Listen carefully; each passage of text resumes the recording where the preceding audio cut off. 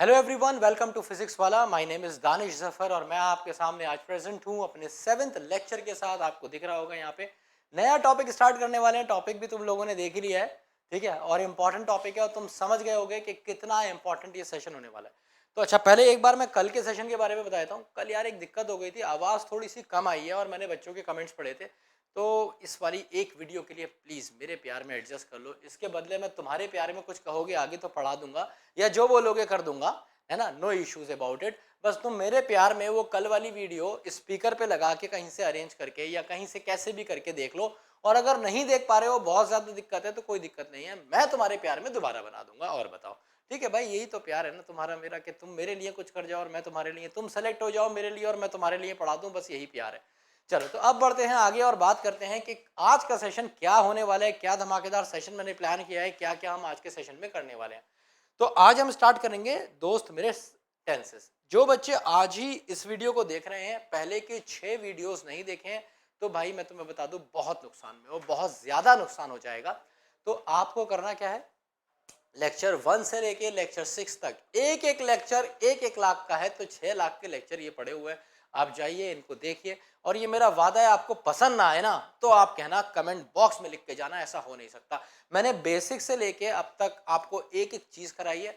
हमने क्या क्या टॉपिक्स कवर किए हैं इन 6 सेशंस में, मैं आपको बताता हूँ। हमने ऑक्सिलरी वर्ब्स इसमें सारे तीनों प्राइमरी ऑक्सिलरी वर्ब्स इसमें किए हैं हमने, इसमें कुछ पॉजिटिव वर्ब्स भी किए हैं हमने, 8 यूनिवर्सल रूल्स जो बहुत इंपॉर्टेंट है कि कहीं भी सेंटेंस फ्रेमिंग के लिए, वो किया है, और सब्जेक्ट वर्ब अग्रीमेंट किया है। साथ ही साथ हमने हर क्लास में वोकैब की है, तो वोकैब के भी आपको भर भर के वर्ड मिलते रहेंगे। और आपको बताइए कि हर सेशन में अपना स्टार्ट कैसे करता हूं दोस्त, वोकैब से। तो ये सेशन भी कैसे स्टार्ट होगा, वोकैब से। तो let's go and start further. Here we have vocab for you. थोड़ा सा उससे पहले टेंसेस के बारे में बता देता हूँ। देखिए, टेंसेस एक ऐसा टॉपिक है ना जो सबको लगता है, टेंसेस तो आते हैं मुझे sir, present past future tense होता है सर, इसके 4 पार्ट होते हैं, इंडेफिनिट होता है, कॉन्टिन्यूस होता है, परफेक्ट होता है, परफेक्ट कॉन्टिन्यूस होता है, और बताओ सर। तो भाई कहानी ये नहीं है, बात ये है कि जब आपके एग्जाम में टेंस आते हैं तो आपसे पूछे जाते हैं एप्लीकेशन ऑफ टेंसेस। तो एप्लीकेशन ऑफ टेंसेस का मतलब है कि कहाँ पे कौन सा टेंस यूज होना है। ठीक है, आपको ये पता होगा कि सब्जेक्ट के साथ इज एम आर लगा के आईएनजी लगा दोगे तो कॉन्टिन्यूस हो जाएगा, present continuous. But idea is मैं कहाँ लगाऊं और कहाँ नहीं लगाऊं। ठीक है, तो why where to use which tense, this is the point, and this is something we are going to discuss in today's class. मैं आपके लिए क्वेश्चंस भी लेके आया हूँ, क्वेश्चंस के थ्रू मैं आपको सिखाऊंगा। नोट्स भी आपको आज इसके मिलेंगे। तो आपको करना क्या है, एक पेन और पेपर लेके जरूर बैठेगा जो चीता बच्चा होगा। ठीक है, पपीते की बात नहीं कर रहा है, चीता पेन और पेपर लेके बैठेगा और नोट करके लेके जाएगा। जो नोट कर लोगे वो तुम्हारा हो जाएगा हमेशा के लिए, ये बात याद रखना। So let's start the video, let's start the session without wasting a single minute. So here we go for the first slide, which says what, vocabulary. तो वोकैब में कल मैंने आपको कराए थे 7 वर्ड, सातों के सातों फोबिया थे। वो उम्मीद है मुझे आपको याद हो गए होंगे। ये 7 अलग तरह के फोबिया है, अलग फोबिया हैं जिनको आज हम लर्न करेंगे।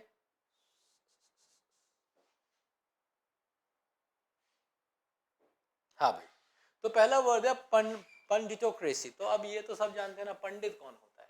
भाई पंडित होता है जानकार, जिसको अच्छी नॉलेज हो। पंडित उसी को तो बोलते हैं, कहते हैं भाई बहुत पंडित आदमी है। और अब से नहीं, महाभारत काल या उससे भी पहले से पंडित किन्हें माना गया, ज्ञानी को। आज सबसे ज्यादा ज्ञान किसके पास है, आज सबसे ज्यादा ज्ञान कौन बांट रहा है, कौन पूरी दुनिया में न्यूज फैला रहा है, मीडिया। तो तुम्हें बड़े आसानी से याद रखना है, पंडितोक्रेसी क्या हो जाएगी, government by elite media class. भाई देखो, इसका मतलब ये नहीं है वो लोगों की सरकार जो आगे अपने लिखवा लेते हैं प्रेस पुलिस वालों से 100 रुपए का चालान बचाने के लिए। ये उन लोगों की सरकार है जैसे अर्नब गोस्वामी, या फिर जो भी बड़े बड़े हैं, रवीश, या जो भी बड़े बड़े तुम्हारे रिपोर्टर्स हैं, या फिर मीडिया क्लास के लोग हैं। अगर उन लोगों की सरकार आ जाती है, क्योंकि भाई क्रेसी का मतलब क्या होता है, कल भी मैंने आपको बताया था। जहां आ जाएगा क्रेसी, उसका मतलब क्या होगा, शासन, गवर्नमेंट या फिर रूल। तो ये तो मुझे ये पता ही है ना, ये सारे के सारे गवर्नमेंट बाय हैं, ये सारे के सारे किसी ना किसी चीज की सरकार है। तो क्रेसी जहां भी आ जाएगा मतलब हो जाएगा सरकार। अब ये किस चीज की सरकार है, पहली है पंडितों cracy, government by elite media class. Elite का मतलब होता है एकदम हाई फाई लोग जिनको सब जानते हैं, रसूख वाले लोग। अगला क्या है? थियोक्रेसी। थियो का मतलब क्या होता है? देखो थियो कहां से आया? थियो में आ रहा है दा, है ना। दा लगता है महान चीजों के साथ, बड़ी चीजों के साथ। सबसे महान, सबसे बड़ा कौन? भगवान। तो theocracy is government bye God. इसे ऐसे भी समझ सकते हो जैसे वाटिकन सिटी का नाम आपने सुना होगा। तो वाटिकन सिटी में क्या होता था? वाटिकन सिटी में अभी भी क्या होता है कि वहां पे वो कहते हैं कि भाई ये कानून जो चलाएंगे वो बाइबल के अकॉर्डिंग चलाएंगे। तो वहां पे क्या है? वहां पे आज भी थियोक्रेसी आप कह सकते हैं। आगे बढ़ते हैं। जुरांटोक्रेसी, ये मैं आपको पहले भी पढ़ा चुका हूँ। जुरांटो, जी से ग्रैंडफादर, आपने जुरांटोफोबिया किया था। जी से ग्रैंडफादर, ग्रैंडफादर कैसे होते हैं? ओल्ड। तो जुरांटोक्रेसी, CRGERONTO, जुरांटो, CRACY। इसकी स्पेलिंग में दोबारा लिख देता हूं, geronto, CRACY। Gerontocracy is government by old people. बूढ़ों की सरकार या फिर बुढ़ों द्वारा सरकार, सारे बुढ़े बुढ़े यहाँ पे सरकार बनाएंगे। अच्छा, ये बड़ा सा वर्ड है थैलासो, डबल एस भी आ रहा है ना। समुद्र जितना बड़ा वर्ड और आ क्या रहा है? Double S. और डबल एस कैसे साउंड देता है? ऐसी साउंड है। ऐसी साउंड कहाँ आती है? समुद्र में से आती है। वैसे भी मतलब सी। तो बड़ा आसान है भाई, मैंने तो इसे ऐसे ही याद किया। थैलासोफोबिया, समुद्र के बराबर वर्ड, समुद्र के बराबर बड़ा वर्ड, और आवाज भी वैसी दे रहा है, डबल एस भी आ रहा है। तो क्या हो गया? गवर्नमेंट बाय सी। अब समुद्र तो सरकार नहीं बनाएगा ना। आपने मूवी देखी होगी पायरेट्स ऑफ द कैरेबियन। पहले जमाने में लोग क्या करते थे कि समुद्र के थ्रू सफर करते थे, उसे वोएज बोलते थे, VOYAGE, वोएज। समुद्र के थ्रू ट्रेवल करते थे। और कुछ लोग ऐसे होते थे जिनका समुद्र पे शासन होता था, क्योंकि उन्हें समुद्र के रास्ते, उन्हें सी के रास्ते बहुत अच्छे से पता थे। अगर वाइकिंग्स ने देखा है तो वाइकिंग्स देख लेना, उसमें बहुत अच्छे से समझ जाओगे। ठीक है, वाइकिंग्स में भी दिखाया है, पायरेट्स ऑफ द कैरेबियन में तो दिखाया ही है ये सब, है ना। तो क्या है? थैलासोक्रेसी इज, ये हो जाएगा आपका मास्टरी एट सी।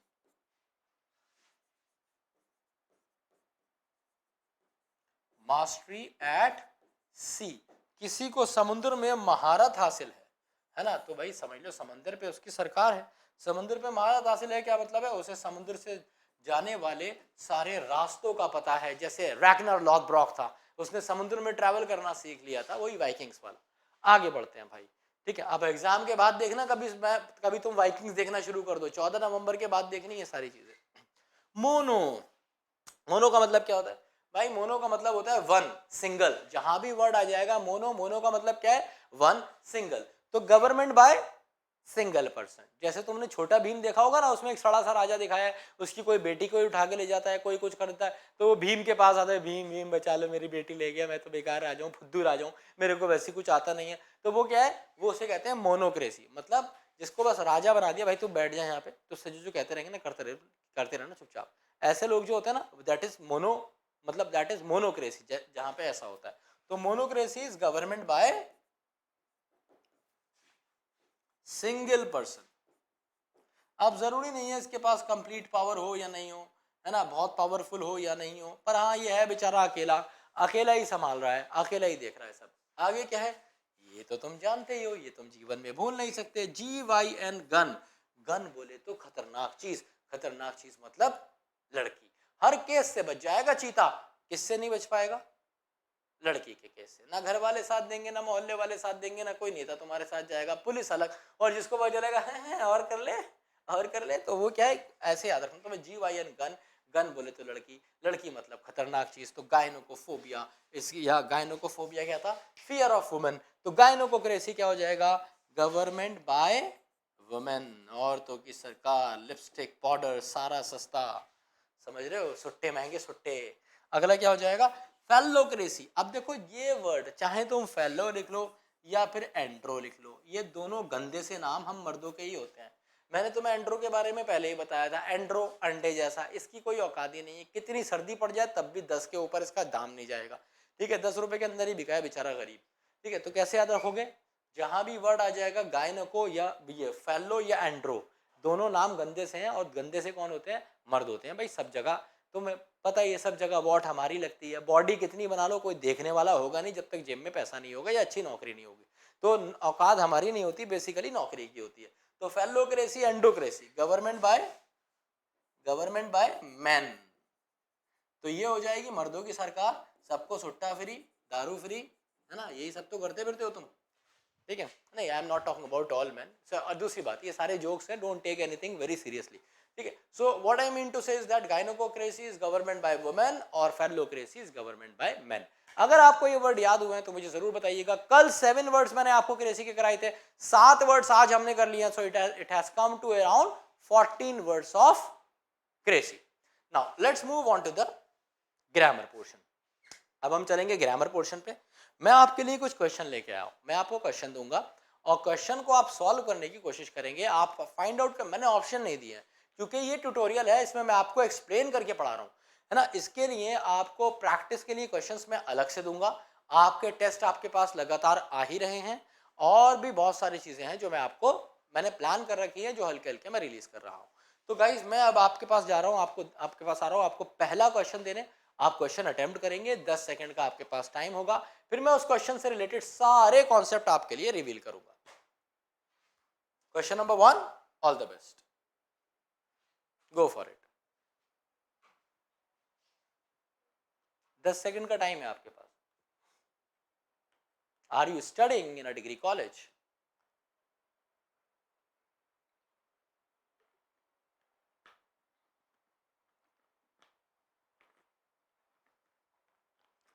ये एक ऐसी बात है जो हम सारे लोग बड़ी कॉमनली यूज करते हैं। हम पूछ भी लेते हैं, are you studying in a school, are you studying there? It is absolutely wrong, क्योंकि दोस्त मेरे ये सेंटेंस किसका है? ये sentence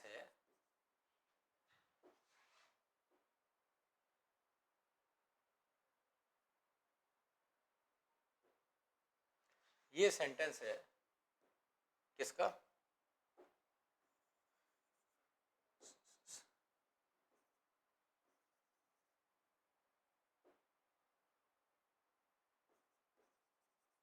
present continuous. Now what do you understand by present continuous? अपने आप समझ जाओगे। प्रेजेंट का मतलब क्या होता है भाई? प्रेजेंट में यूज करते हैं आप इस, एम या आर में से कुछ, और कॉन्टिन्यूस में यूज करते हैं वर्ब की आईएनजी फॉर्म, ठीक है। प्रेजेंट कॉन्टिन्यूस सब्जेक्ट और वही सब्जेक्ट तो आएगा ही, तो इस फॉर्मेट को रटने की जरूरत नहीं है। सब्जेक्ट तो आएगा ही, प्रेजेंट का मतलब होगा इज, एम, आर और आईएनजी फॉर्म। अगर कहीं भी ऐसा दिख जाए तो समझ लीजिए सेंटेंस प्रेजेंट कॉन्टिन्यूस का है। प्रेजेंट कॉन्टिन्यूस बताता क्या है? ये बात आप सिर्फ इसकी हेडिंग से समझ जाते हैं। प्रेजेंट कॉन्टिन्यूस, कोई काम जो अभी हो रहा हो। कब हो रहा हो? अभी, मतलब राइट नाउ। जैसे मैं कह दूं I am playing, she is teaching, या फिर दे आर ट्रेवलिंग।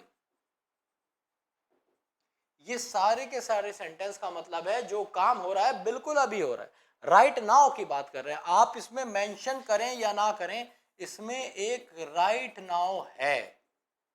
समझ आई बात क्या नहीं? भाई मेरे, मैं गाड़ी चला रहा हूं, है ना, घर से बार बार फोन आ रहा है, मैं क्या कहता हूं? मैं बोलता हूं ना I am driving, call you later. नहीं समझे? कितनी बार होता है, अब तुम क्लास में हो, पढ़ रहे हो या रिकॉर्डेड वीडियो देख रहे हो, तुम इंपॉर्टेंट सेशन है, टेंसेस पढ़ा रहा हूं, वो फोन करे जा रही है, उठाओगे क्या फोन? नहीं उठाओगे, है ना। अब जब वीडियो पूरी हुई, तुमने देखा 13 मिस कॉल, तुमने सोचा है मर तो नहीं गई, तुमने फटाक से उसे फोन मिलाया और पूछा हाँ जानू कहाँ थी? क्या मैम, एक्चुअली मैं पढ़ रहा था, सर की वीडियो आई थी, टेंसेस की, इंपॉर्टेंट था, ठीक है। तो ये बोलती है तुम मुझसे प्यार नहीं करते। अब तुम क्या करोगे यार? ठीक है, तुम्हें क्या करना पड़ेगा? तुम्हें बताना पड़ेगा कि भाई मैं उस समय पढ़ रहा था। किस समय? जिस समय तुम कॉल कर रही थी। तो ये तो हो जाएगा पास्ट कॉन्टिन्यूअस, क्योंकि तब की बात हो रही है जब तुम कॉल कर रही थी, है ना। और राइट नाउ एक्शन के लिए हम क्या यूज करते हैं रोज? प्रेजेंट कॉन्टिन्यूअस, मतलब बिल्कुल अभी की जो बात हो रही है, कोई ऐसी चीज जो प्रेजेंट में कॉन्टिन्यूअस है, उसे हम बोलते हैं प्रेजेंट कॉन्टिन्यूअस। इसमें एक बात सबसे इंपॉर्टेंट है कि आप याद रखिएगा, इसमें राइट नाउ हिडन होता है, आप मेंशन करें या ना करें। अब अगर ये बात सोचो, तुम किसी से ये वाली बात पूछते हो, अब आ जाओ क्वेश्चन पे, एकदम क्लियर हो जाएगा। तुमने किसी से पूछा are you studying in a degree college, क्या मतलब हुआ? क्या तुम किसी डिग्री कॉलेज में पढ़ रहे हो? अबे मैं तो तेरे से बात कर रहा हूं, तो ये कैसे हो जाएगा कि मैं पढ़ रहा हूं, है ना। तो अभी हम इसे यूज नहीं कर सकते। इस सेंटेंस को आपको बनाना पड़ेगा किसमें? प्रेजेंट इंडेफिनिट में। अब प्रेजेंट इंडेफिनिट क्या होता है? गली का बच्चा बच्चा जानता है, सब्जेक्ट के साथ बस फर्स्ट फॉर्म लगा दो, बन गया प्रेजेंट इंडेफिनिट। और प्रेजेंट इंडेफिनिट बताता क्या है? 4 चीजें बताता है, फटाक से देख लो। एक तो हैबिचुअल एक्शन। हैबिचुअल एक्शन का मतलब है आता हूं, जाता, आना, मतलब कुछ ऐसा जो तुम रेगुलर या इरेगुलर करते हो। जैसे आई टीच विद फिजिक्स वाला, तो ये क्या है? ये मेरा हैबिचुअल एक्शन है भाई, रोज आता हूँ, लेक्चर देता हूँ, ठीक है। या फिर मैंने कहा आई प्ले गिटार, अब ये मेरा रेगुलर एक्शन नहीं है, बस जब मूड अच्छा होता है, जब मौसम अच्छा होता है, किसी की याद आती है तो बजा लेता हूँ, तो मैं क्या बोलता हूँ? I play the guitar. तो ये भी मेरा हैबिचुअल एक्शन ही है, भला से मैं रेगुलर करूँ या इरेगुलर करूँ, ठीक है। तो हैबिचुअल एक्शंस के लिए मैं 2 एग्जांपल देता हूँ, थोड़ा थोड़ा बताऊंगा, हल्के हल्के आगे बढ़ेंगे। ये प्रेजेंट इंडेफिनिट के और भी क्वेश्चंस हैं, जैसे शी वर्क्स फॉर अस। अब भाई रोज करती है, सुबह शाम करती है, हफ्ते में एक बार करती है, but she works for us, तो ये क्या हो गया दोस्त? हैबिचुअल एक्शन हो गया। और ये भी आपका हैबिचुअल एक्शन। ये एक ऐसी चीज है, ये एक ऐसी चीज है जो तुम रोज कर रहे हो, करते हो। जैसे I work with physics Wallah, ऐसे ही you study in degree college, तो आप क्या कह सकते हैं? प्रेजेंट इंडेफिनिट में इसे कैसे बनाएंगे? Do you study in a degree college. समझे मेरे भाई? सेंटेंस बनेगा ऐसे सही, do you study in a degree college. Pen थोड़ा हल्का दिख रहा है वाइट पे, इसीलिए मैं इसे 2 बार पढ़ दिया, एक बार और पढ़ रहा हूं तुम्हारे प्यार में। Do you study in a degree college, this is how you can get this sentence correct. और ये रहा प्रेजेंट इंडेफिनिट। इसके और भी कॉन्सेप्ट होते हैं, आप अगले पेज पे देखेंगे। अगर ये क्वेश्चन समझ में आया है तो जरूर मुझे बताइएगा। Here we move on to the next question. जल्दी से आंसर बताइए। क्वेश्चन नंबर 2 आपके सामने, 10 सेकंड का टाइम।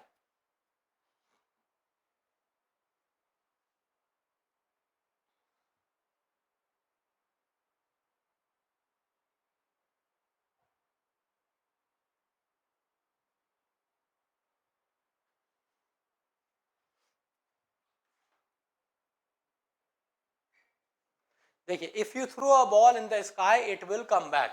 तो मैंने बताया भाई, पहली चीज तो जो यूज होता है प्रेजेंट इंडेफिनिट, कौन सा टेंस? Present indefinite. वो होता है हैबिचुअल एक्शंस के लिए। भाई इसका दूसरा इस्तेमाल होता है कि ये बताता है यूनिवर्सल ट्रूथ या फिर जनरल ट्रूथ, ठीक है। यूनिवर्सल ट्रूथ बताता है या फिर जनरल ट्रूथ बताता है। अभी इनके एग्जाम्पल दे दूंगा, आत्मा तृप्त हो जाएगी। तीसरी चीज ये बताता है आपका present narrative,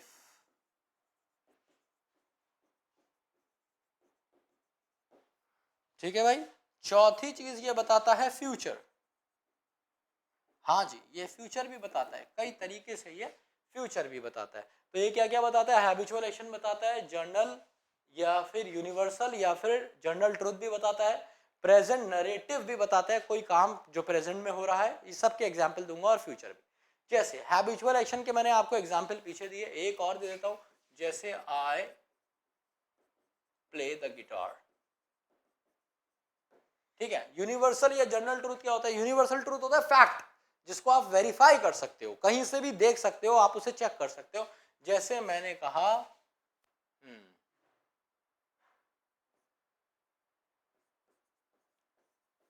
the sun is a ball of fire.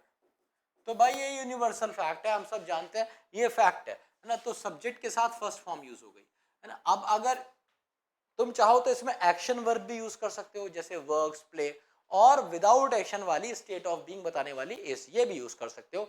Sentence दोनों ही केस में प्रेजेंट इंडेफिनिट रहेगा, या सिंपल प्रेजेंट टेंस भी इसे हम बोलते हैं। या फिर एक जनरल ट्रूथ से भी मैं देता हूं तुम्हें एग्जांपल। जैसे आपने बोला God helps those who helps themselves। भाई ये जो होता है ना, ये कहने वाली बातें होती हैं। जो जो जनरल ट्रूथ है ये कहने वाली बात है, जरूरी नहीं है कि सच हो, बट लोगों ने इसे इतनी बार कहा है कि लोग इसे सच मान लेते हैं कि भगवान उन्हीं की मदद करता है जो अपनी मदद अपने आप करते हैं। तो इन शॉर्ट कहने की मतलब है भगवान किसी की मदद नहीं करता, तुम्हें अपनी मदद अपने आप करना पड़ेगी, है ना। तो ये सारे जर्नल ट्रूथ होते हैं या फिर यूनिवर्सल ट्रूथ। यूनिवर्सल ट्रूथ हमेशा फैक्ट होगा जिसे आप वेरीफाई कर सकते होंगे। जनरल ट्रूथ एक कहने वाली बात होगी, जैसे मैंने कहा honesty is the best policy, तो सब्जेक्ट के साथ फर्स्ट फॉर्म लग गई, honesty plus first form is, तो honesty is the best policy, तो ये जनरल ट्रूथ हो गया। लेकिन ये फैक्ट नहीं है। बहुत सारे लोग हैं, अब प्रेम चोपड़ा तो नहीं मानेगा ना, या कोई ऐसा आदमी तो नहीं मानेगा ना जो एंटागनिस्ट है कि भाई नहीं ऑनेस्टी से काम होता है। आगे बढ़ते हैं। प्रेजेंट नैरेटिव क्या होता है? प्रेजेंट नैरेटिव का मतलब है दोस्त कोई ऐसी चीज जो आपके सामने घटित हुई और आपने एकदम उसके बारे में बता दिया। जैसे जैसे जैसे जैसे जैसे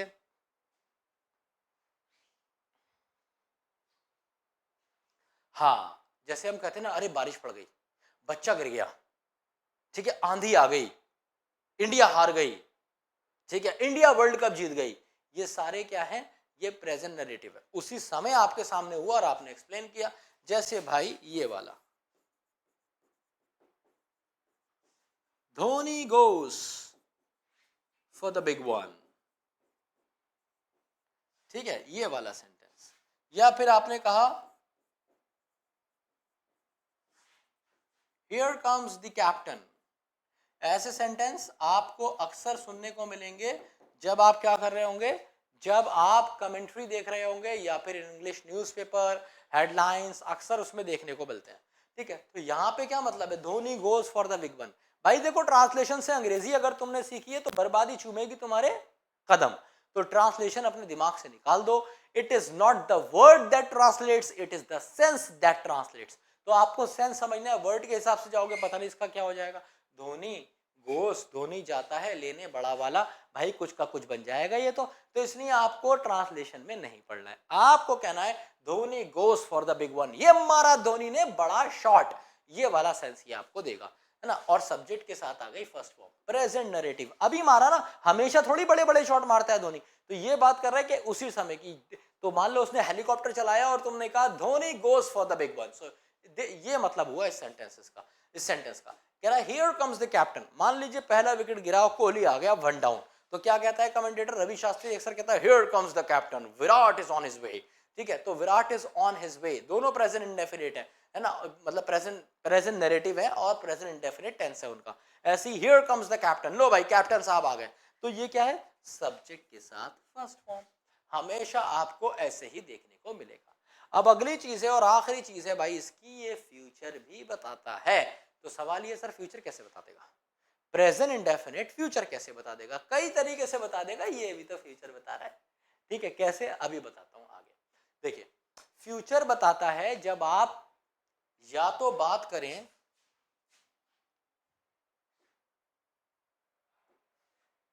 किसी फिक्स्ड एक्शन, फिक्स्ड, रोटेशनल या फिर ऑफिशियल प्लान्ड एक्शंस, इन सारे केसेस में ये क्या करता है, फ्यूचर बताता है। जैसे मैं आपको कुछ एग्जांपल देता हूं, जैसे आपने सुना होगा द एग्जीबिशन एंड्स टुमारो, क्या मतलब होगा, प्रदर्शनी कल खत्म होगी, फ्यूचर की बात है, मैं यहां पे एंड्स लिख रहा हूं, प्रेजेंट इंडेफिनिट में बनाया, फ्यूचर से नहीं बनेगा ये सेंटेंस, क्यों, ये फिक्स्ड एक्शन है, डिसाइडेड एक्शन है। या फिर मैंने कहा मूवीज में आपने अक्सर टीवी पे देखा होगा, the PM leaves for China next month, क्या मतलब हुआ, अगले महीने प्रधानमंत्री जी चाइना जाएंगे, कैसे एक्शन हो गया, ऑफिशियल प्लान्ड एक्शन, इसे तुम इसमें ही बनाओगे, ठीक है। या फिर तुमने बोला if you heat ice it will melt, अगर तुम बर्फ को गर्म करोगे तो वो पिघल जाएगी, हाँ तो ये तो फैक्ट हुआ ना, यूनिवर्सल ट्रूथ हुआ, तो विल क्यों लगा रहे हो, तुम्हें सीधे कहना पड़ेगा इट मेल्ट्स, समझ गए, समझ आई बात? अब जैसा ये क्वेश्चन है एग्जैक्टली ये क्वेश्चन है, if you throw a ball in the sky, अगर कोई तुम बॉल आसमान में उछालते हो तो उछाली तो it comes back, it comes back, वो अपने आप नीचे आती है। इट विल कम बैक नहीं बोलोगे, फ्यूचर की बात नहीं है, ये क्या है, इट कम्स बैक आप बोलोगे, क्योंकि मेरे भाई ये है यूनिवर्सल ट्रूथ, करके देख लो हमेशा सच होगा। 100 बार उछालोगे 100 बार नीचे आनी है बॉल। तो इसलिए इस सेंटेंस को भी आप किस में बनाएंगे मेरे दोस्त, प्रेजेंट पे बनाएंगे। तो ये था आपका प्रेजेंट इंडेफिनिट। इससे रिलेटेड आपको आगे क्वेश्चंस भी मिलेंगे। इन 4 चीजों को याद रखना कि habitual action, universal truth, present narrative और फ्यूचर, चारों चीजें बताता है। कोई भी डाउट होगा, दुविधा होगी, शक होगी, तकलीफ होगी, दर्द होगी, याद रखना टाइगर जिंदा है। Here we move on to the next question. चलो चीतो, तीसरा क्वेश्चन तुम्हारे सामने, आंसर बताओ।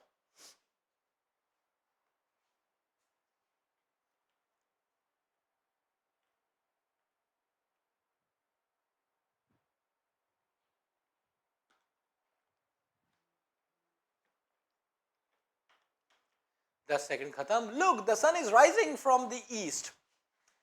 ठीक है, अब ये क्या कह रहा है, look the sun is rising. इस सेंटेंस में जाएगा भाई मेरे नो एरर। तुमने सोचा होगा क्यों सर, ये तो यूनिवर्सल ट्रूथ है, ये तो किस में बनना चाहिए, ये तो प्रेजेंट इंडेफिनिट में बनना चाहिए। ना बाबू ना, यहां पे ये कह रहा है लुक, देखो उस समय, ये जो इसने लगाया ना एक्सक्लेमेशन मार्क, इसका मतलब है वो उसी समय की बात कर रहा है। मैंने कहा लुक, फॉर एग्जांपल मैं और तुम गए कहीं घूमने, वहां पे हम लोग देखने गए सनसेट। तो जब सनसेट या सनराइज देखने गए, तो सनराइज देखने गए तो मैंने कहा look the sun is rising, देखो सूरज निकल रहा है। तो ये उसी समय की बात है ना। तो ये कौन सा एक्शन है दोस्त मेरे, ये एक्शन है प्रेजेंट कॉन्टिन्यूअस का। कोई ऐसा काम जो प्रेजेंट में कॉन्टिन्यूअस है। राइट नाउ, तुम मेंशन करो या ना करो दोस्त मेरे, इसमें राइट नाउ होता है। पहली स्लाइड पे बताया, ग्रामर वाली पहली स्लाइड पे। किसी ने अगर वीडियो शुरू से नहीं देखी है, जाके देखेगा, आत्मतृप्त होगी। तो look the sun is rising from the east has no error, क्योंकि ये बिल्कुल उसी समय की बात कर रहा है। ये नहीं कह रहा कि सूरज पूरब से निकलता है, ये कह रहा है देखो देखो देखो सूरज निकल रहा है पूरब से। तो इसलिए इस सेंटेंस में आप सही नहीं करेंगे। समझ में आया तो जरूर बताइएगा, डाउट है तो याद रखिएगा। Move on to the next question. 10 second का टाइम, एक बार फिर से।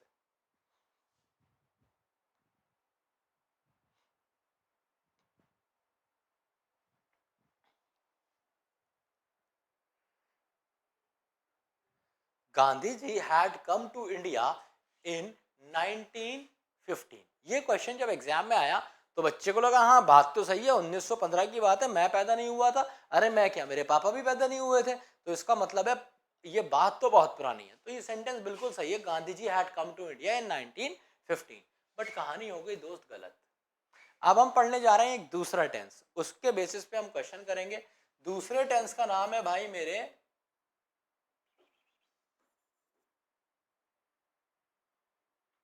पिंक बहुत हो गया, पिंक पिंक। दूसरे टेंस का नाम है हमारे पास्ट इंडेफिनिट। ये क्या बताता है, ये बताता है एक्शंस ऑफ पास्ट। पास्ट के ऐसे actions of past with no connection to the present.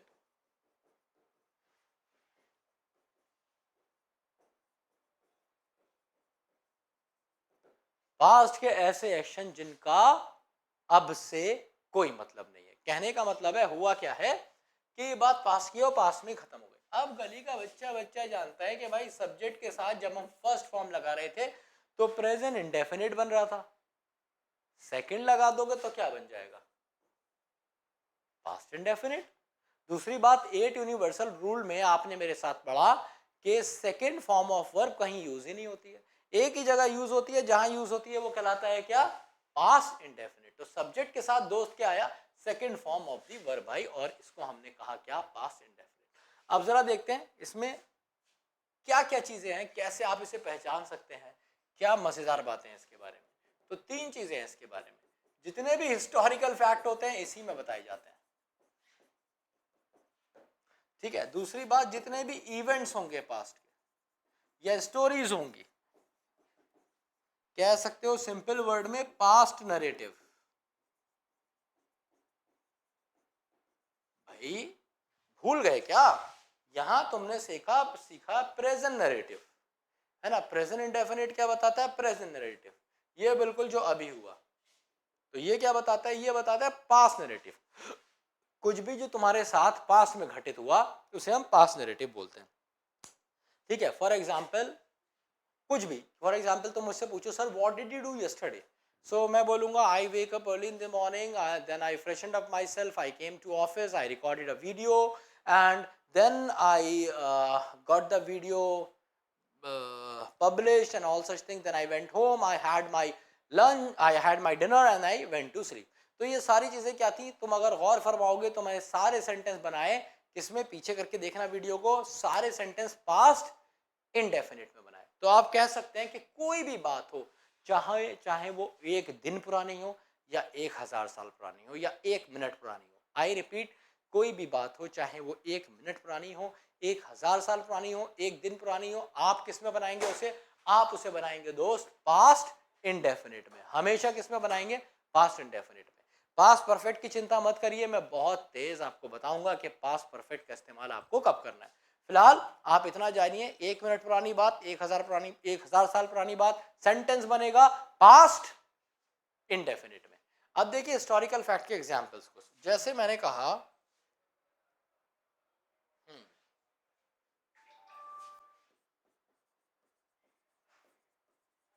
Mughals built many historical monuments। तो ये आपकी बात थोड़ी है भाई, पुरानी बात है और अब से कोई मतलब नहीं है, तब बनाए थे, अब कोई मतलब नहीं है। मुगल्स बिल्ट, तो सब्जेक्ट के साथ कौन सी form I? Second form I, पर सेकंड फॉर्म, ठीक है। और बता क्या रहा है? Historical fact. या फिर मैं कहूं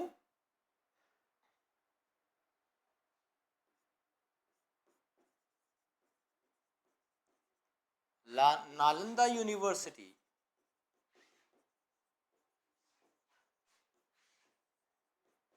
was destroyed by intruders। घुसपैठियों द्वारा बर्बाद की गई थी नालंदा यूनिवर्सिटी। तो ये भी क्या हो गया? हिस्टोरिकल फैक्ट है और सब्जेक्ट के साथ सेकंड फॉर्म। बस इसमें और इसमें इतना डिफरेंस है, ये मैंने पैसिव वॉइस में बना दिया है। टेंस इसका भी पास्ट इंडेफिनिट ही है, सब्जेक्ट के साथ सेकंड फॉर्म आ गई, पास्ट इंडेफिनिट हो गया। ये थर्ड जो आई है ये पैसिव की वजह से आई, ये सेंटेंस पैसिव है ना। अगला सेंटेंस देखिए, इवेंट पास का कोई भी तुम कहानी सुना रहे हो, जैसे तुमने कहा आई वेंट टू गोवा, या फिर शी प्लेड विद अस, कोई भी कहानी पुरानी बताते हो तो आप इसका इस्तेमाल करते हो। अब इसकी एक आखिरी पहचान बता देता हूं, ये पहचान तुम्हारे लिए आराम बाढ़ साबित होगी क्योंकि तुम आराम से आसानी से इसका एरर पकड़ पाओगे। ये पहचान क्या है भाई? तीसरी पहचान है इसकी कि इसमें तुम्हें देखने को मिलेगा अक्सर past time word.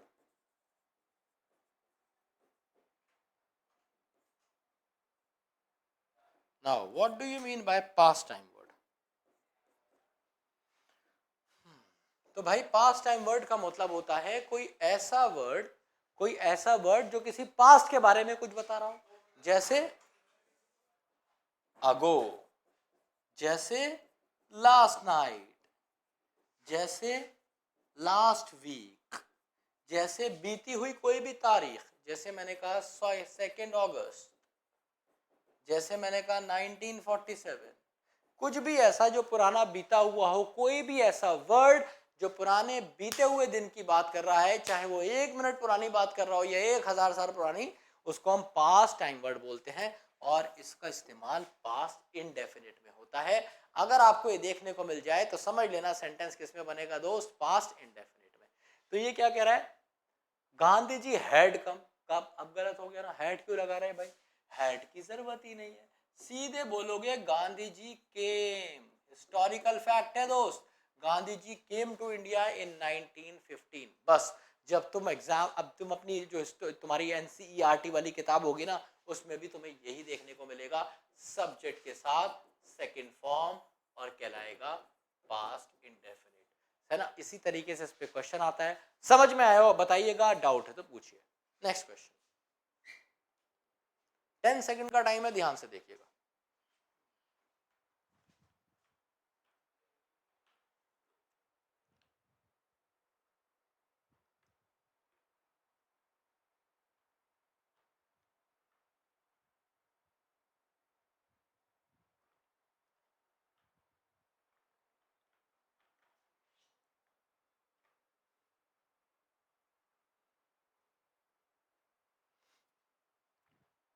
She has just left the office a few minutes ago. You can meet her tomorrow. तो कह रहा है भाई देखो अभी वो थोड़ी देर पहले निकल गई है, हम ऐसे हिंदी में बोल देते हैं कि अभी वो थोड़ी देर पहले निकल गई है। You can meet her tomorrow, तुम उससे कल मिल सकते हो। सेंटेंस गलत हो गया, क्यों? पास्ट टाइम वर्ड है, अगो, 5 मिनट्स अगो, तो ये क्या हो गया? गलत हो गया, क्योंकि पास्ट टाइम वर्ड है, हम इसे ऐसे यूज नहीं कर सकते। तो आप क्या करेंगे, आप यहां से अगर हैज काट दें, बस सेंटेंस सही हो जाएगा। ये जो प्रेजेंट परफेक्ट में बना रखा है इसे पास्ट इंडेफिनिट में बना दीजिए, तो क्या हो जाएगा? She just left the office, ना, she just left the office, उसने अभी निकली है वो ऑफिस से, है ना, कुछ मिनट पहले। You can meet her tomorrow, तो उससे कल मिल लेना। तो असर क्या है इसका मतलब जीवन पे तुम्हारे असर है, अब तुम उससे मिल नहीं पाओगे भाई, अब वो गई, अब कोई फायदा नहीं है। तो ये क्या बता रहे हैं आपको? दो चीजें हैं, एक तो पास्ट टाइम वर्ड और एक्शन कंप्लीट हो चुका है, उसका अब से कोई मतलब प्रेजेंट से कोई मतलब नहीं है, पास्ट की बात कर रहे हैं, इसलिए आप इसे बनाएंगे पास्ट इंडेफिनिट में और सब्जेक्ट के साथ सेकंड फॉर्म लगा देंगे, बस हैज काट दो। तो लेफ्ट जो होती है ना, लेफ्ट, ये सेकंड फॉर्म भी यही है और थर्ड भी यही है ना। जब हेल्पिंग वर्ब के साथ ये सेकंड फॉर्म भी है, थर्ड फॉर्म भी है, जब ये हेल्पिंग वर्ब के साथ यूज होगी तो थर्ड फॉर्म होगी, और जब अकेले यूज होगी तो सेकंड फॉर्म होगी। यहाँ पे इसे अकेला यूज कर दो, सेकंड फॉर्म हो गई, क्वेश्चन हो गया सही। समझ आया? जल्दी से बताइए, डाउट है तो जल्दी से पूछिए, मतलब कमेंट बॉक्स में। अगला question,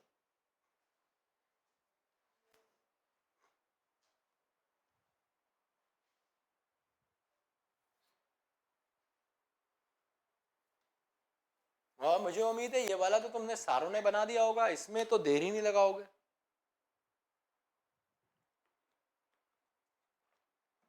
British has ruled India for 200 years. क्यों? हाँ, ये हम बात अक्सर हिंदी मतलब हिंदी में भी ऐसे बोलते हैं कि अंग्रेजों ने 200 साल इंडिया पे राज किया है नहीं दोस्त, किया था, है ना। तो हम क्या मानते हैं कि ये बात जो है किस में बनना चाहिए, क्योंकि ये क्या है, ये है हिस्टोरिकल फैक्ट।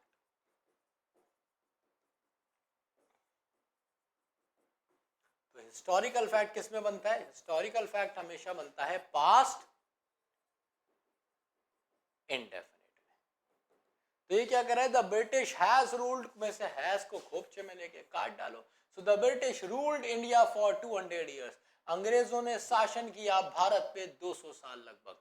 ठीक है, तो आंसर क्या हो जाएगा? बस हैज काट दोगे और एक बार फिर से ये सब्जेक्ट के साथ लग गई सेकंड फॉर्म और बन गया पास्ट इंडेफिनिट। मुझे उम्मीद है ये क्वेश्चन भी आपको क्लियर हो गया होगा। ठीक है, और अब आसान लग रहे होंगे टेंसेस आपको। मैं जब आपको हैंडआउट दूंगा तो मजा आएगा क्वेश्चंस करने में। ये लो भाई, अगला क्वेश्चन, आंसर बताओ एक बार फिर से 10 सेकेंड्स।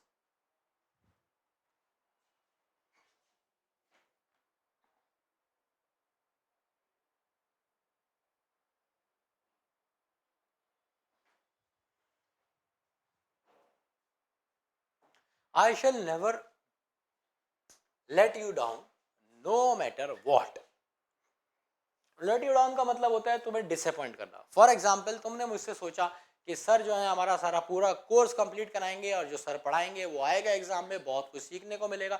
ये सब बातें तुमने सोची पर इतना तगड़ा हो नहीं पाया, मान लो, है ना, ऐसा होगा नहीं, तो मतलब मैं I let you down. So मैं तुमसे कह रहा हूं I shall never let you down no matter what. तो बड़ा आसान है, शैल काट दो, विल कर दो, सेंटेंस सही हो गया। आप समझो मैं क्या पढ़ा रहा हूं दोस्त मेरे। इस सेंटेंस से मैंने पढ़ाने की कोशिश की है आपको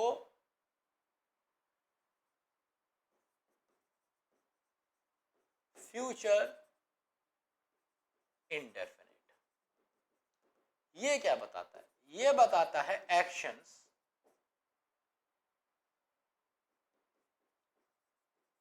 likely to happen in future, ऐसे एक्शंस जिनके लिए लग रहा है कि फ्यूचर में हो सकते हैं। जैसे मैं कुछ और एग्जांपल आपको दूं, ठीक है, इसका फॉर्मेशन बड़ा आसान होता है।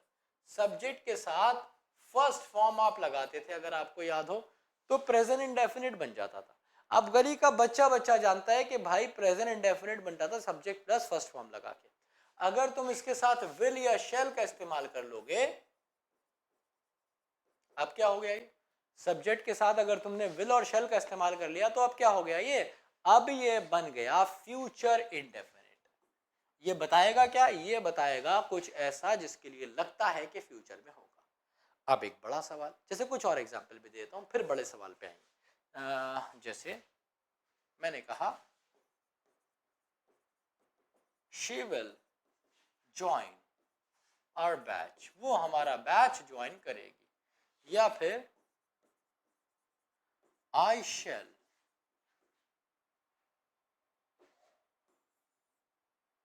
कहते हैं तुम बोलते हो आई शैल ड्रॉप यू होम, मैं तुम्हें घर छोड़ दूंगा। या फिर he will not come tomorrow, वो कल नहीं आएगा। तो ये नॉर्मल फ्यूचर के सेंटेंसेस हैं और ये सारे के सारे क्या बता रहे हैं, ये बता रहे हैं फ्यूचर इंडेफिनिट। अब मजेदार बात यह है कि सर कहीं लगा रहे हो शेल, कहीं लगा रहे हो फुल विल, तो कैसे पता चलेगा? बहुत ही आसान है। देखो भाई, ये एक ऐसी दिक्कत है ना, मैंने पूरे इंडिया में बहुत जगह पढ़ा है। मतलब if I talk about states, तो ऊपर से अगर मैं मतलब सब तरफ से इंडिया से चलना शुरू करूं, सो ये जितने भी स्टेट्स हैं तुम्हारे, बिहार, हरियाणा, या फिर तुम्हारे यूपी, दिल्ली में तो मैं रहा, और ये सब तो है ही मेरा, I am in Delhi right now, ठीक है। और उसके अलावा भुवनेश्वर मतलब उड़ीसा, ठीक है, फिर मध्य प्रदेश, और ऐसी बहुत सारी जगहों पे मैंने पढ़ाया। और मज़ेदार बात यह है कि मुझे ये समझ में नहीं आया कि यार विल और शेल किसी को ढंग से पता ही नहीं होता है ना। तुम तीन बातें बताओगे मुझे विल और शेल के बारे में, तीन बातें पता होती हैं, सर आई और वी के साथ शेल लगता है, सर बाकी सबके साथ विल लगता है। दूसरी बात बताओगे, सर जहाँ कच्चा कच्चा होता है वहाँ शेल लगा देते हैं, जहाँ पक्का पक्का होता है ना हम विल लगा देते हैं। ये भी गलत बात है। सर विल तब लगता है जब मैं बिल्कुल पक्का कह रहा हूँ, पक्की बात है तो विल लगा दूंगा। नहीं भाई साहब, ये सारी झूठी बातें और अफवाहें। तो सच क्या है दोस्त मेरे? सच है कि जहां भी दिख जाए आई और वी, हमारे पास, हमने क्या किया है ना, हमारे पास जितने भी सब्जेक्ट्स हैं उन सब्जेक्ट्स को हमने दो पार्ट में डिवाइड कर लिया है। एक पार्ट है आई और वी, और दूसरा है दोस्त अदर्स। ठीक है, एक पार्ट है आई और वी और दूसरा है क्या, अदर्स। अब जब आप बात करते हैं आई और वी, तो आई और वी के साथ मतलब जब आप बात करते हैं नॉर्मल फ्यूचर सेंटेंस, ये नॉर्मल फ्यूचर सेंटेंस है। नॉर्मल फ्यूचर सेंटेंस का मतलब है इसमें कोई भावना नहीं है। मतलब ये वाले सेंटेंस कोई ऐसी बहुत खास भावना नहीं है, इंटेंसिटी नहीं है, नॉर्मल सेंटेंस है फ्यूचर का। तो आप क्या करेंगे, आई और वी के साथ लगा देंगे दोस्त मेरे शेल, और बाकी सब के साथ लगा देंगे विल। बाकी सबका मतलब हो गया जितने भी बचे भाई इसमें, ही, शी, इट, दे, या जितने भी नाउन्स आ गए वो सारे अदर्स में आ गए। ठीक है, तो आई और वी के साथ शेल और बाकी सबके साथ विल। ऐसा आप कब करेंगे, जब सिर्फ और सिर्फ बात हो रही होगी दोस्त मेरे फ्यूचर की। अगर आप कहानी बदल दें, अगर आप क्या करें, अगर आप बात करें पोएट की,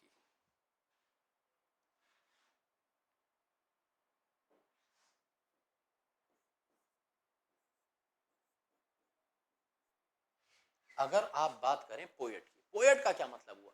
पोएट में P, P stands for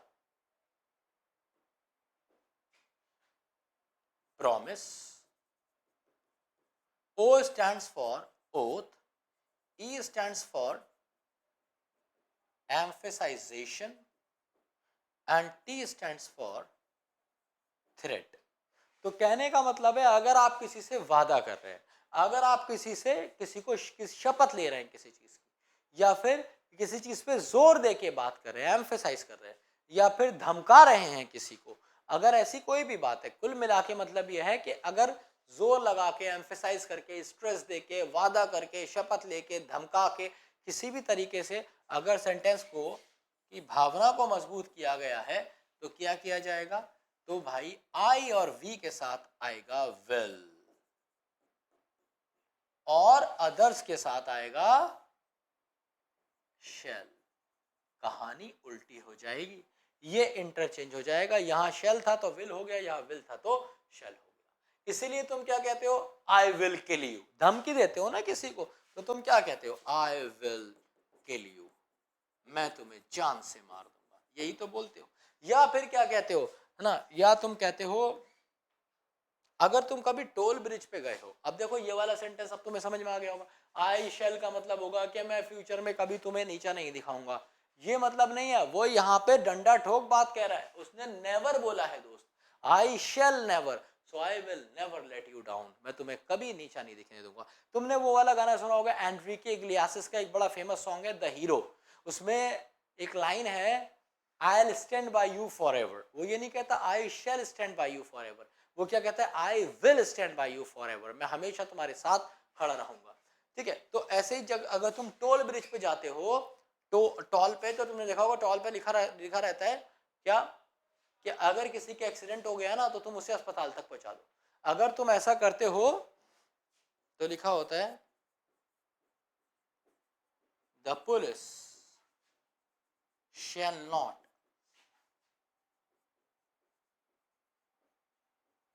interrogate you. क्या कह रहा है, the police shall not interrogate you, police तुमसे जांच पड़ताल पूछताछ नहीं करेगी। क्यों, अब देखो पुलिस कौन सा था, पुलिस आ गया नाउन, नाउन आता है अदर्स में, इसके साथ लगाया शेल, तो क्या बन गया, प्रॉमिस। तो जब आप किसी से वादा करते हैं, शपथ लेते हैं, तो आप इसको उल्टा कर देते हैं, आई और वी के साथ विल का इस्तेमाल करते हैं, बाकी सबके साथ शेल का। जैसे एक से यहाँ पे शेल आया थर्ड पर्सन के साथ, यहाँ पे विल आया फर्स्ट पर्सन के साथ। मुझे उम्मीद है ये बिल्कुल क्लियर हो गया होगा, क्रिस्टल क्लियर हो गया होगा। समझ में नहीं आए तो टाइगर जिंदा है, मैं आपके लिए अगली क्लास में भी इसे एक्सप्लेन कर सकता हूँ थोड़ा, अगर नहीं आया हो, वैसे मुझे लगता नहीं ऐसा कुछ रहा होगा। ठीक है, चलो let's move on to the next question. दिमाग लगाइए, आंसर बताइए, ये बीइंग है, गो फॉर इट। BEGIN था, बीइंग नहीं है, बिगिन है वो।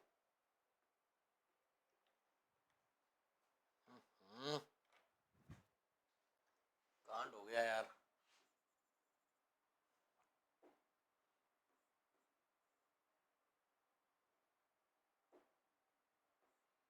shall I begin the proceedings, has everyone arrived? क्या मतलब हुआ, shall I begin the proceedings, has everyone arrived? मतलब हुआ क्या मैं काम शुरू कर सकता हूं, shall I begin the proceedings, has everyone arrived, क्या हर कोई आ गया? तो ये यहां पे इस सेंटेंस में जाएगा दोस्त नो एरर। इसकी वजह है दो। पहली वजह क्या है कि शेल और आई साथ में आए हैं, मतलब ये नॉर्मल फ्यूचर का सेंटेंस है। पहली वजह यह है इसके नो एरर होने की, तो बिल्कुल सही यूज हुआ है आई और शेल का। दूसरी वजह जो है इसके सही होने की, कि याद रखिए ये जो शेल है ना, ये बताता है आपकी इंटेंशन।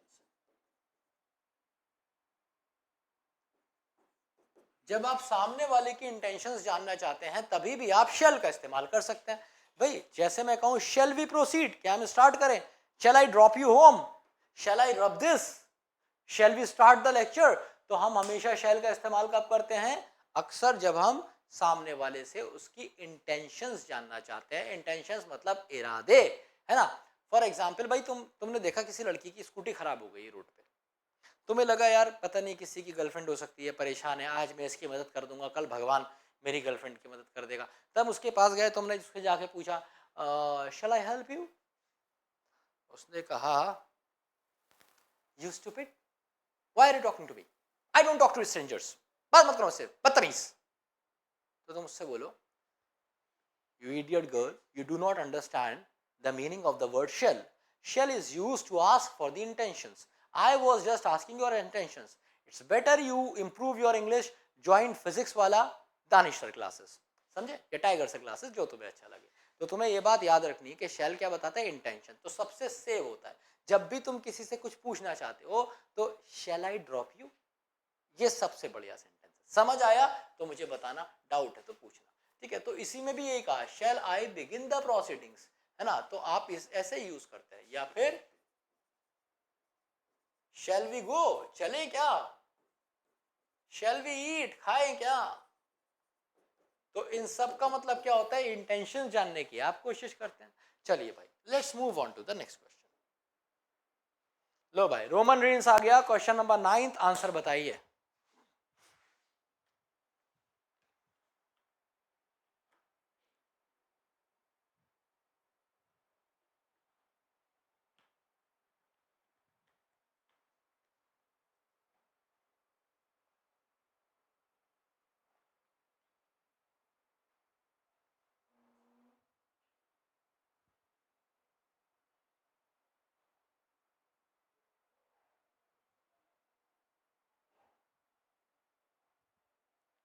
देखिए भाई, ये कह रहा है Roman reigns being very famous is having a lot of fans and followers. अब यहाँ पे हुआ क्या है दोस्त, यहाँ पे ये हैविंग का इस्तेमाल गलत हो गया है, क्योंकि हमारे पास, ये बात याद रखिएगा, क्या इस पे बहुत क्वेश्चंस आते हैं। There are certain verbs with which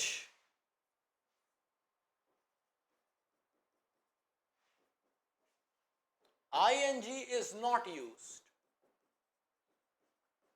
if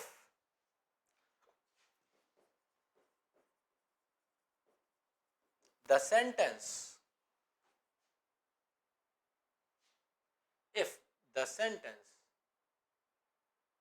is in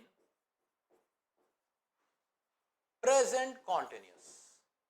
कहने का मतलब है कि किसी भी सेंटेंस, मतलब कुछ वर्ब्स ऐसे होते हैं, सारे नहीं, कुछ वर्ब्स ऐसे होते हैं जिनके साथ आप आईएनजी का इस्तेमाल नहीं कर सकते।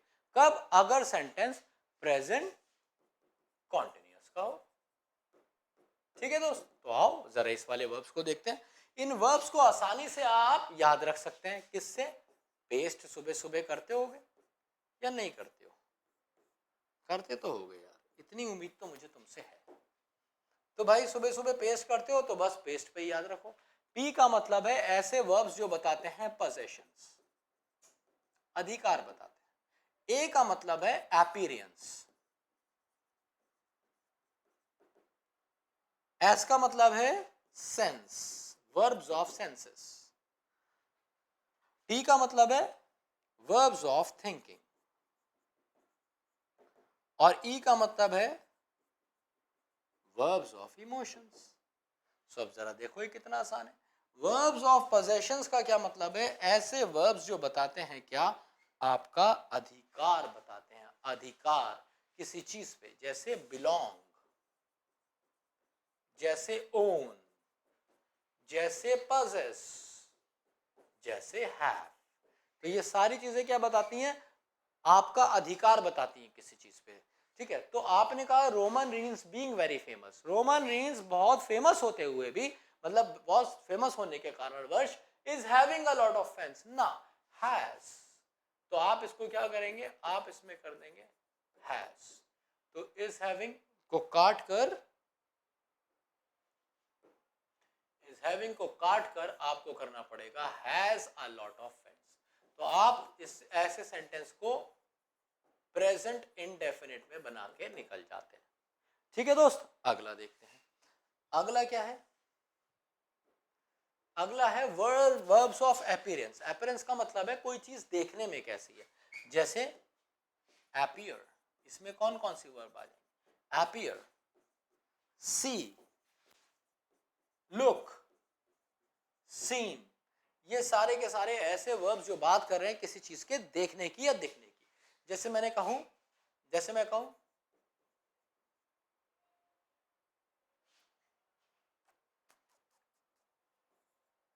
ऐसा सेंटेंस आया एग्जाम में,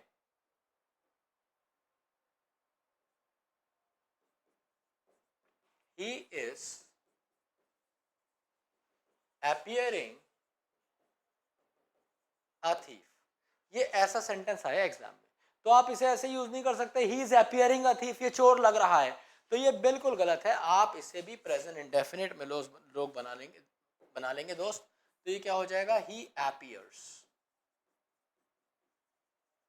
ही एपियर्स अ थीफ। ठीक है, इसी तरीके से जो अगला है आपका वो है verbs of senses. Verbs of senses कौन से होते हैं, जो आपके पास 5 तरह के सेंसेस है, इंद्रियां, बस वही वर्ब्स ऑफ सेंसेस होते हैं। कौन कौन से, फील या टच, हियर, स्मेल, टेस्ट और सी, 1 2 3 4 5। तो ये जितने भी होते हैं इनके साथ भी आप आईएनजी का इस्तेमाल नहीं कर सकते, कर लेंगे दोस्त तो सेंटेंस हो जाएगा गलत। जैसे अगर आपने कहीं सुना कोई कह रहा है I am smelling something,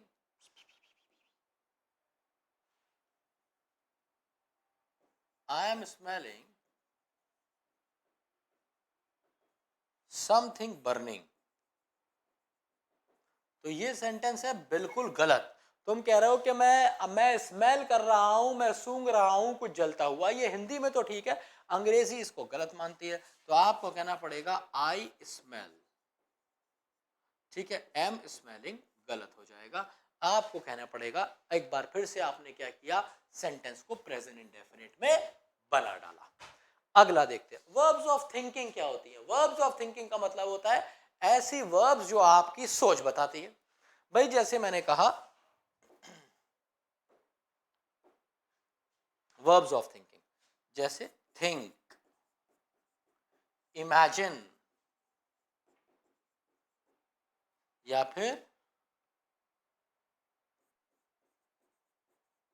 ponder, ponder का मतलब भी थिंक होता है, या फिर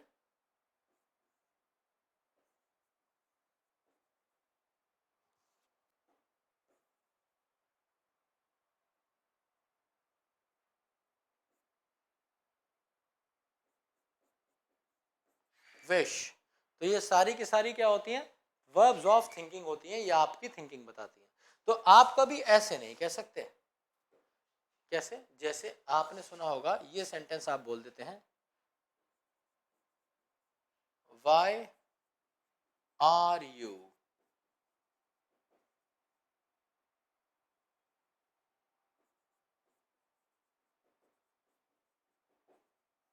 थिंकिंग अबाउट लाइफ, कि तुम जिंदगी के बारे में क्यों सोच रहे हो। ये सुनने में तुम्हें बिल्कुल सही लगेगा, पर ये एक्चुअली गलत है। आपको कहना पड़ेगा प्रेजेंट इंडेफिनिट में, तुम्हें कहना पड़ेगा why do you think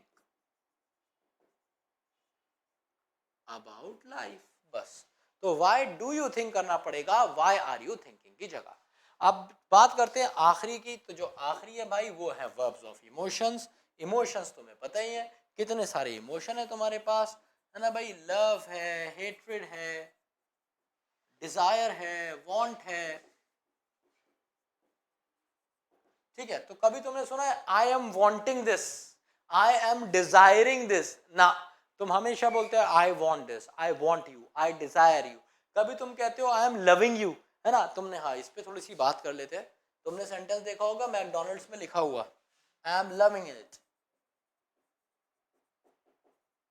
I am loving it, इसको वो शॉर्ट करके देख लेते हैं, लिख लेते हैं आई एम लविंग इट, तो मैं उसी की बात कर रहा हूँ। तो ये सेंटेंस सही होता है वैसे तो। अब ये सही क्यों होता है, क्योंकि इसका मतलब यहाँ पे प्यार करने से नहीं है, इसका मतलब ये नहीं है बर्गर मुझे मिल गया, है क्या प्यारे बर्गर हो, क्या मोटी टिक्की रखी है तुम्हारे बीच में, मायनीज का तो जवाब ही नहीं है, तुम इसे शादी करूंगा, ये तो नहीं हो सकता ना।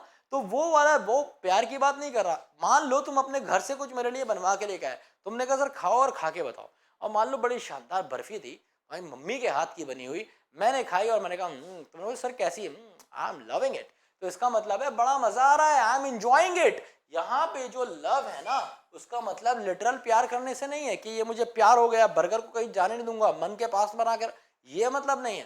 भाई देखो भाषा जो होती है ना, भाषा अलग अलग तरीके से यूज होती है। अब जैसे अक्सर बोल देते हैं Dhoni is on fire, Kohli is on fire, तो भाई पिच पे आग लगा दी क्या उसने, हाथ सेक लिए क्या पिच पे, है ना, या अब अंपायर में आग लगा दी, कुछ कर दिया ना।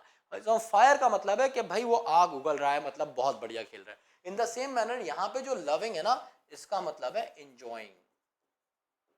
I am loving it, I am enjoying it. तो अगर लव सेंस नहीं आ रहा, एंजॉय आ रहा है, तो आप यूज कर सकते हैं।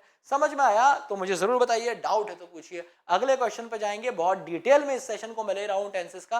टाइम है मेरे पास बहुत कम, 13 नवंबर से पहले पहले आपको पढ़ाना है, तो जितना खींच के पढ़ा सकता हूं मैं कोशिश कर रहा हूं, आपका साथ चाहिए। Here we move on to the next question. Answer बताइए।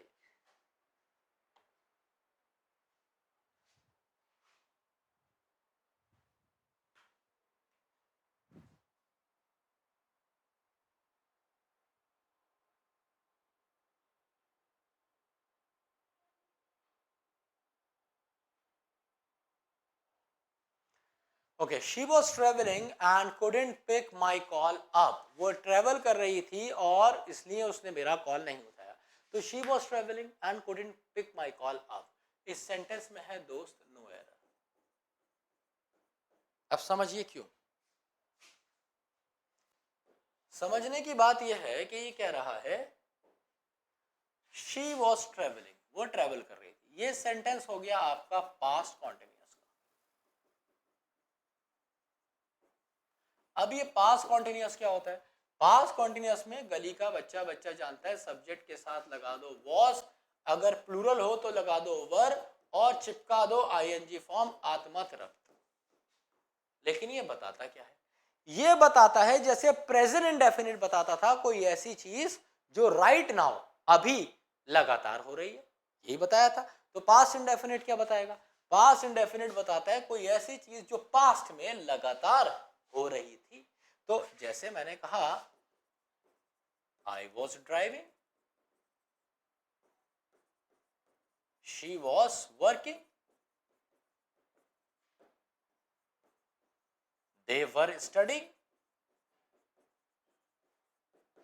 ये सारे के सारे सेंटेंस, इसमें मैं मेंशन करूं या ना करूं, इसमें एट दैट टाइम मेंशन्ड है ऑलरेडी। समझ पाए मेरी बात? ऑलरेडी मेंशन्ड का मतलब है अंडरस्टूड है। भाई मैंने अभी तुम्हें एग्जांपल दिया था थोड़ी देर पहले कि तुम क्लास में बिजी थे, क्लास देख रहे थे, उसकी कॉल आ गई, तुम नहीं उठा पाए, पर जब तुमने कॉल बैक किया तो तुमने क्या कहा? I was studying. कब? एट दैट टाइम, जब तुम मेरे जीवन में चरस बो रही थी बार बार कॉल करके, मैं क्या कर रहा था? मैं पढ़ रहा था। कब? At that time. In the same manner ये क्या कर रहा है? She was travelling. कब? At that time. कौन सा टाइम? जब मैं कॉल पिक नहीं कर पाया। She was travelling and couldn't pick my call up. वो ट्रैवल कर रही थी और इसलिए मेरा कॉल पिक नहीं कर पाई। ये कब की बात है? ये उसी समय की बात है। समझ में आया तो जल्दी से थम्स अप दीजिएगा मुझे, कमेंट बॉक्स में मुझे बताइएगा क्लासेस कैसी चल रही हैं। ठीक है, नेक्स्ट क्वेश्चन। तो इसके बारे में इतना ही, ये याद रखिएगा एट दैट टाइम मेंशन होता है और इसीलिए कोई दूसरा टाइम नहीं आएगा इसमें। एट दैट टाइम, उस समय जिसकी बात हो रही थी। अगला क्वेश्चन, इसमें जब आप क्वेश्चन करेंगे तो क्लैरिटी और आ जाएगी। अगला क्वेश्चन है, आंसर बताइए जल्दी से।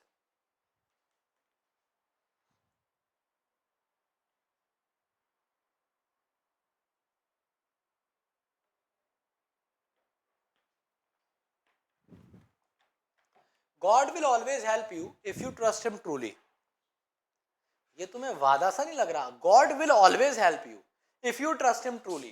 तो गॉड विल थोड़ी होगा मेरे दोस्त, God shell always help you if you trust him truly. God तुम्हारी हमेशा मदद करेगा अगर तुम सच में उसको ट्रस्ट करोगे। तो आंसर हो जाएगा क्या? आंसर इज विल की जगह शेल, है ना। गॉड शेल ऑलवेज, चूम लगाया मैंने शेल। भाई अभी मैंने पीछे बताया था ये अदर्स की लिस्ट में आएगा, और अदर्स के साथ तुम शेल लगाओगे तभी तो पोएट कामयाब होगा। जिसको इस क्वेश्चन पे डाउट होना वो एक बार पोएट वाला कॉन्सेप्ट देख ले। मैंने यहाँ पे पोएट वाला कॉन्सेप्ट बहुत ही प्यार से एक्सप्लेन किया है। एक एक चीज गहराई से पोएट वाले कॉन्सेप्ट में आ गई है। कहाँ गया मेरा पोएट?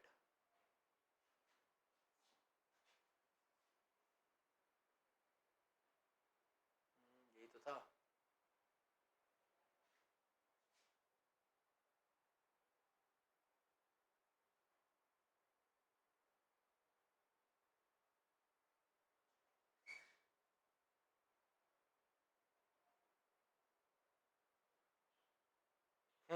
जी हाँ, प्रॉमिस हो तो एम्फसाइजेशन थ्रेट, इसे मैंने बहुत गहराई से एक्सप्लेन किया है। अगर आप इस क्वेश्चन को नहीं समझ पाए हैं, क्वेश्चन नंबर 10th को, क्वेश्चन नंबर 9th को, तो आपको क्या करना पड़ेगा, 9th तो हो गया ना, हाँ, अगर आप क्वेश्चन नंबर 11th को नहीं समझ पाए तो आपको क्या करना पड़ेगा, आपको वापस जाना पड़ेगा कहाँ पे, पोएट वाले रूल पे, और उसको समझना पड़ेगा। एक क्वेश्चन हमने स्किप कर दिया था, अच्छा हुआ मैं पीछे चला गया, ये वाला बताइए, क्वेश्चन नंबर 10th, बहुत गहराई से आपको आंसर बताना है भाई। कोई कमेंट बॉक्स में लिखना मत कि 10th मिस हो गया, मैंने कर दिया है, समझे? चलो जल्दी से आंसर बताइए।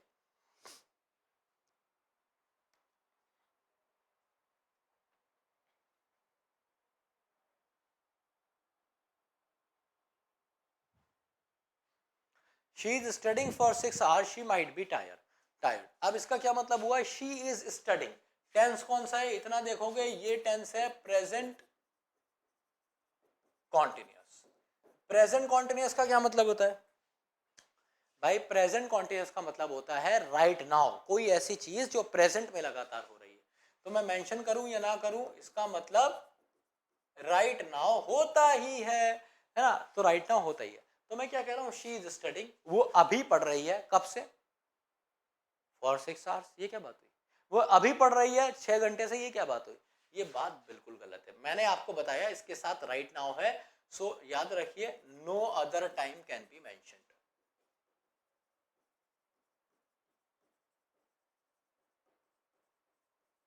तो भाई ऐसे सेंटेंसेस, जैसे मैं कहूं मैं 10 साल से पढ़ा रहा हूं, या फिजिक्स वाला लगातार आप लोगों के लिए बहुत अच्छा कर रहा है, ठीक है, या मैं कहूं आप लोग लगातार पढ़ रहे हैं, ऐसे सारे सेंटेंस, ये अभी राइट नाउ की बात नहीं हो रही है, ये एक ऐसी बात हो रही है, एक ऐसा काम जो पहले शुरू हुआ और अभी भी चलता जा रहा है। तो ऐसे सेंटेंसेस को हम बनाते हैं किसमें, प्रेजेंट परफेक्ट कॉन्टिन्यूअस। ये क्या है, action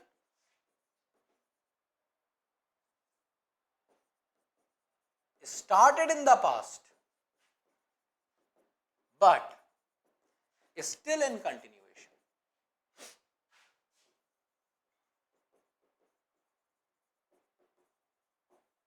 Action started in the past but still in continuation, past में शुरू हुआ पर अभी भी चल रहा है। जैसे मैं कहूं I have been teaching for years, मैं सालों से पढ़ा रहा हूं।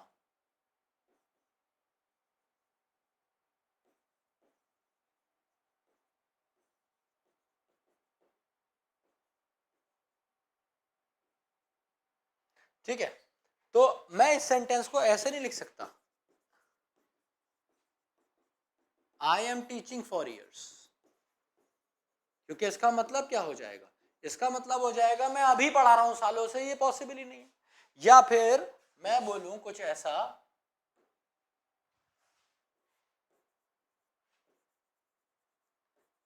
She has been sleeping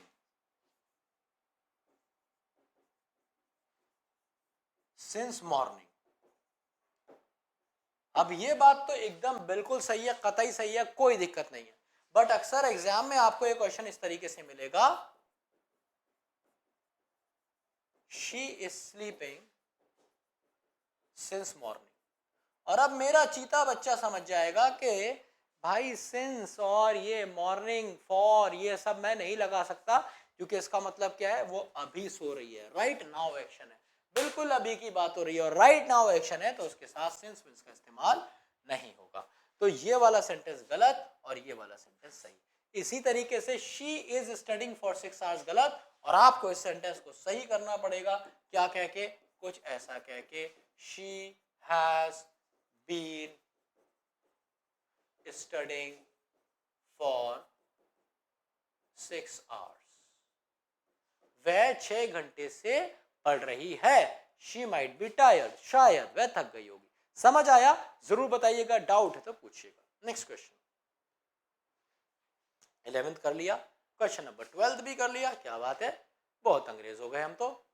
question number 13th, चलो जल्दी से आंसर बताओ, all the best and go for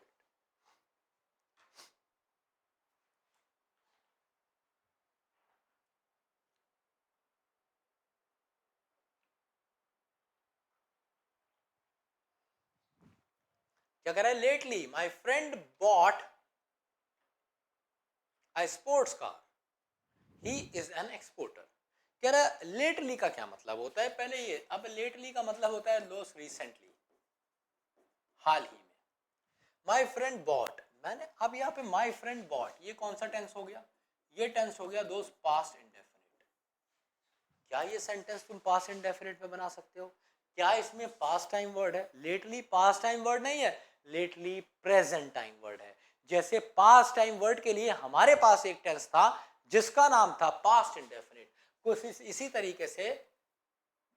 तरीके से ये recently, lately, up to now, yet,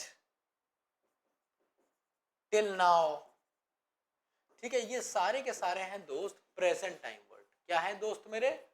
present time word, याद रखना, ये सारे के सारे कौन है? Present time word. और हमेशा याद रखो, अगर सेंटेंस में प्रेजेंट टाइम वर्ड दिया गया है तो आप उसे बनाते हैं प्रेजेंट परफेक्ट। अब फिर नया सवाल, प्रेजेंट परफेक्ट क्या है? भाई गली का बच्चा बच्चा जानता है, प्रेजेंट परफेक्ट में आप यूज करेंगे सब्जेक्ट के साथ हैज या फिर हैव, और वर्ब की थर्ड फॉर्म लगा देंगे। अब ये बताता क्या है? ये बताता है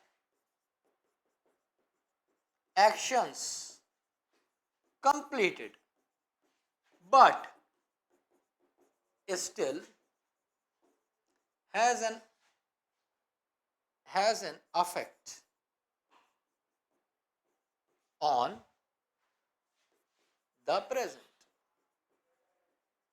तो क्या मतलब हुआ कि भाई एक्शन खत्म हो गया है, एक्शन हो चुका है, पर उसका असर अभी भी मेरे जीवन पे, एक्शन हो गया पर उसका असर अभी भी मेरे जीवन पे है। भाई जैसे मैं कहूं, हाँ, जैसे मान लो कि मेरा एक फ्रेंड है, इससे समझ में आ जाएगा, मेरा एक फ्रेंड है गौरव, बड़ी लंबी लंबी फेंकता है, ठीक है, और मैंने गौरव, आज मुझे गौरव दिखा नहीं, एक महीना हो गया, एक महीने बाद मुझे दिखा, मैंने कहा और भाई गौरव कहाँ था यार, तू तो हीरो हो गया, दिख ही नहीं रहा एक महीने से। तो बोलता है सर कहीं नहीं, बस ये इंग्लैंड तक गया था। मैंने कहा मजे आ गए यार तेरे, इंग्लैंड घुमा गया, कैसा लगा इंग्लैंड? अरे यार क्या बताऊं, एकदम गंदी जगह है, एकदम गंदे संदे लोग होते हैं, जगह जगह गंदगी है, कुत्ते लौट रहे हैं, गाय भैंसे, और मतलब बदबू आती है सब जगह से, कुछ भी अच्छा नहीं है, बहुत ज्यादा क्राइम है, करप्शन बहुत ज्यादा है। मैंने हाथ ढीला किया, हाथ ढीला करके एक लगाया कान के नीचे और उसको बोला क्या, ये वाला सेंटेंस जो है प्रेजेंट परफेक्ट का, आई हैव विजिटेड इंग्लैंड। ये सब कहानी है तुम्हें समझाने के लिए, मेरा कोई गौरव गौरव दोस्त नहीं है, सीरियसली मत लेना, बस तुम्हारे प्यार में तुम्हें समझ आ जाए क्या मतलब है। आई हैव विजिटेड इंग्लैंड, भाई मैं इंग्लैंड गया हूँ, and I know the place very well, और मुझे बहुत अच्छे से पता है जगह कैसी है। तू चला गया होगा अपने ही कहीं गाँव में, तो क्या कह रहा है, आई हैव विजिटेड इंग्लैंड, मैं इंग्लैंड जा चुका हूँ, उसका असर क्या है मेरे जीवन में, आई नो द प्लेस, है ना। जैसे कोई तुम्हें बताए, हाँ जैसे मान लो तुमने हाँ, अब ये गौरव को लंबी लंबी फेंकने की आदत तो है, तुमने सोचा आज मैं गौरव को मिलवाता हूँ अपनी गर्लफ्रेंड से, तुम गए और तुमने गौरव को मिलवाया अपनी गर्लफ्रेंड से, तुमने कहा ये ऐसे ऐसे है ये, ठीक है, तुम वो खुश हो गया, अच्छा अच्छी बात है। फिर उसने बताया कि उसने पूछा लड़की से कि लड़की ने मतलब अब सब बात करोगे तो लड़की ने भी थोड़ा बात किया, लड़की ने पूछा अच्छा ये बताओ गौरव, तुमने अभी वो मूवी आई थी एवेंजर्स एंड गेम, देखी है तुमने? अब भाई गौरव मना तो कर नहीं सकता, गौरव ने कह दिया एवेंजर एंड गेम मैंने देखी है। और फिर लड़की ने पूछ लिया अच्छा कौन सा सीन अच्छा लगा, इसने बताया भाई मुझे सीन अच्छा लगा वो वाला, वो जो शाहरुख खान टॉप फ्लोर पे से कूदा है। अब बताओ लड़की क्या सोचेगी? लड़की ने कहा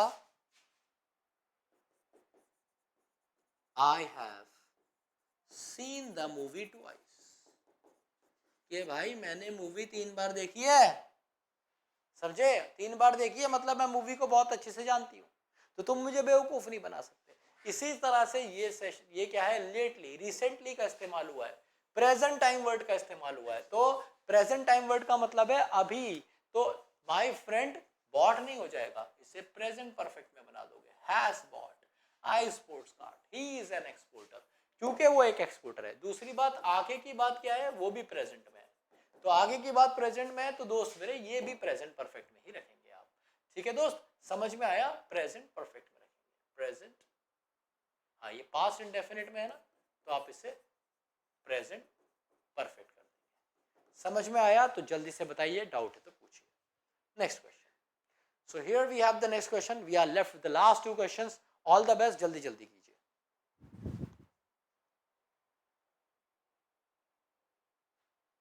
देखिए क्या कह रहा है, you cannot catch it. The deer ran quite far away.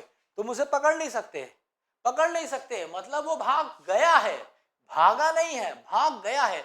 एक ऐसा काम जो हो गया है पर उसका असर अभी भी तुम्हारे जीवन पे असर किया है। You cannot catch it. The deer has run away.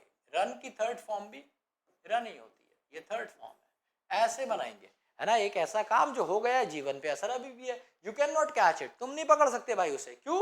क्योंकि जो डियर है वो has run away quite far, बहुत दूर चला गया है। समझ में आया? जरूर बताइए, डाउट है तो पूछिए। Next question. अब ये क्वेश्चन आपको आसान लग रहे होंगे, लास्ट क्वेश्चन है, उसके बाद सेशन को वाइंड अप करेंगे।